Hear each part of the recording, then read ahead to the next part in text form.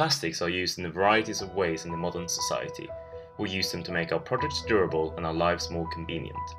Most people know that plastic is bad for the environment, but how bad is it really? When plastic products ends up as waste, they stay that way for centuries. About 86% of ocean debris is plastic, and millions of marine animals die every year from plastic waste.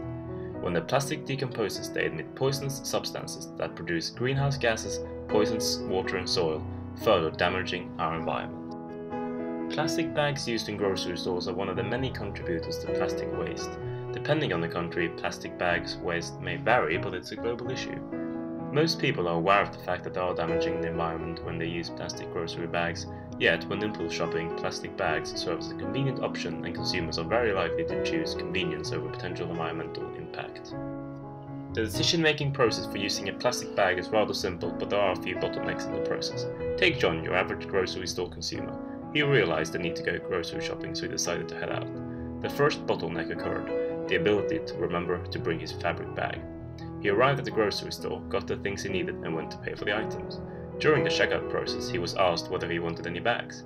The second bottleneck occurred, the decision of getting a plastic bag or purchasing a new fabric bag. It was followed by the third bottleneck, deciding how many plastic bags he needed. Did he buy anything heavy? Is it necessary to double up? The decisions he makes at these bottlenecks will affect the extent of his plastic bag use. We believe that the real bottleneck is the first one, the ability to remember to bring fabric bags to grocery stores. At this bottleneck, the consumer should be in a cold state where they do not think about how to carry the things they've just purchased. Fabric bags themselves are not greener unless reused frequently. Therefore, if this action is turned into a habit, then the fabric bags will be used more often, and it will significantly lower the need for plastic and the potential for plastic waste. Our nudge is relatively general because we want it to be applicable to any country and culture. We call it the lottery system. We want to lever the behavior that most people overestimate the chance of winning with a low possibility. The design of the nudge goes like this. Here is John again. This time John brought his fabric bags along with him. The cashier gave him his receipt, and with that receipt, John automatically participated in the lottery for customers that brought their own bags. Even though the chance of winning is relatively low, John believes that he can win and decides to continue to bring along his fabric bags. The lottery should be drawn once a month, and the prizes will be pulled from the sales of plastic bags. To avoid abuse of the system, some detailed rules should be included in the lottery. For example, only purchases of more than a certain amount are eligible to participate in the lottery.